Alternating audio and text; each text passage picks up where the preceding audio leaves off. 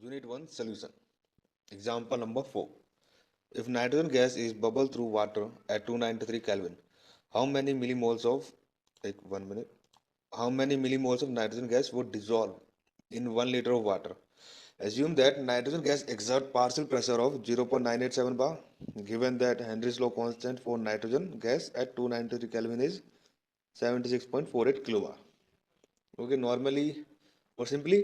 कहूँ तो आपको निकालना है इसमें कितने number of milli moles of nitrogen gas dissolve हो रहे हैं 1 लीटर ऑफ वाटर में जब उससे हम पास करवा रहे हैं ओके टेम्परेचर 293 केल्विन है तो यहाँ पे बस गिवन क्या क्या है 1 मिनट हाँ तो इस पे हमारे पास गिवन क्या क्या है पार्शियल प्रेशर गिवन है हमें नाइट्रोजन गैस का जो कि 0.987 बार हमें हेनरीज लॉ कांस्टेंट गिवन है for nitrogen gas that is 76.48 kilo bar इसको हम से नॉर्मली बार में कन्वर्ट कर देंगे बाय मल्टीप्लाइंग 1000 तो आ जाएगा हमारा 76,480 बार टेम्परेचर भी गिवन है 293 केल्विन जिस पे ये पूरा एक्सपेरिमेंट हो रहा है वॉल्यूम ऑफ वाटर 1 लीटर जिसमें हमें निकालना है कि कितने number of milli moles nitrogen gas dissolve हो रहे हैं ओके तो ये जो क्वेश्चन है इसके अंदर हमारा डायरेक्ट हम नहीं निकाल सकते तो सबसे पहले हम यूज करेंगे हेनरीज लॉ को उसकी जो एक्सप्रेशन उसकी हेल्प से हम निकालेंगे mole fraction of nitrogen gas okay then mole fraction की हेल्प से हम निकालेंगे number of moles of nitrogen gas then उसमें सिंपली हम 1000 से मल्टीप्लाई कर देंगे तो हमारा आंसर आ जाएगा मिली मोल्स में ओके नाउ सबसे पहले हमें पता होना चाहिए हेनरीज लॉ क्या होता है तो हेनरीज लॉ क्या कहता है हेनरीज लॉ कहता है the partial pressure of the gas in vapour phase is proportional to the mole fraction of the gas in the solution okay तो सिंपली क्या बोल रहा है ये बोल रहा है कि जो पार्शियल प्रेशर होगा गैस का जो कि वेपर फेज में होगी वो डायरेक्टली प्रोपोर्शनल होगी to the mole fraction of the same gas in the solution तो उसका मैथमेटिकली एक्सप्रेशन कैसे लिखते हैं P equals to K H x K H हमारा होता है हेनरीज कांस्टेंट P होता है पार्शियल प्रेशर गैस का और x होता है मोल fraction of the same gas in the solution okay ये यहाँ पे कांस्टेंट लिख दिया पर इनिशियली इसके जो एक्सप्रेशन होती है वो होती P is proportional to the x उस प्रोपोर्शनैलिटी साइन को हटाने के लिए हम एक कांस्टेंट यूज करते हैं और यहाँ पे उस कांस्टेंट का नाम है के H that is Henrys constant now हमें हमारे पास इसमें P की वैल्यू में गिवन है के एच की वैल्यू में गिवन है एक्स की हम निकाल लेंगे जो कि हमें ज़रूरत भी है तो नॉर्मली पुट करते हैं वैल्यू P की वैल्यू 0.987 के एच की वैल्यू 76,480 ओके ये रही ना एक्स में निकालना 76,480 को हम लेफ्ट हैंड साइड लेके जाएंगे जो कि डिवाइड में आ जाएगा और इसको जब हम कैलकुलेट करेंगे तो हमारा आंसर आ जाएगा 1.29 into 10⁻⁵ x equals to x तो यहाँ से हमारा क्या निकला यहाँ से हमारा निकल गया mole fraction of nitrogen gas equals to 1.29 into 10⁻⁵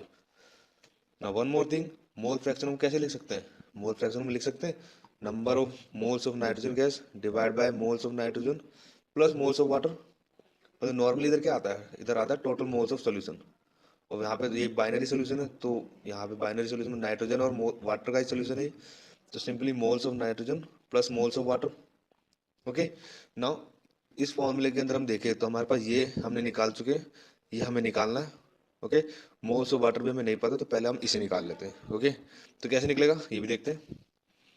हमें क्वेश्चन के अंदर क्या गिवन था मोल वॉल्यूम ऑफ वाटर हमें पता है 1 लीटर जिसके अंदर हमें ऑफकोर्स निकालना है कि कितने number of milli moles nitrogen dissolve हो गए डेंसिटी हमें पता होती है 1 kg/लीटर होती है एट टेम्परेचर 293 केल्विन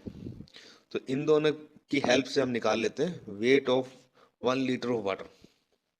ये भी कैसे निकालते हैं ये भी देख लेते हैं हमें डेंसिटी का फॉर्मूला पता होता है मास बाय वॉल्यूम मास हमारा केजी में होता है वॉल्यूम हमारा लीटर में होता है सेम चीज अगर वाटर के रिस्पेक्ट में लिखूं तो आ जाएगा mass of water divide by volume of water okay तो सिंपली अब नाउ डेंसिटी ऑफ वाटर 1 होती है वॉल्यूम ऑफ वाटर हमारा 1 ही है 1 लीटर यूज कर रहे हैं हम लोग तो यहाँ से हमारा मास कितना आ जाएगा 1 kg और 1 kg कितना होता है 1000 ग्राम के बराबर होता है ओके क्यों लिखा क्योंकि यही हम यूज करने वाले हैं आगे नंबर ऑफ मोल्स निकालने के लिए ओके नंबर ऑफ मोल्स निकालने का फॉर्मूला क्या होता है given weight of sample divide by molar mass of sample given weight क्या होता है द अमाउंट ऑफ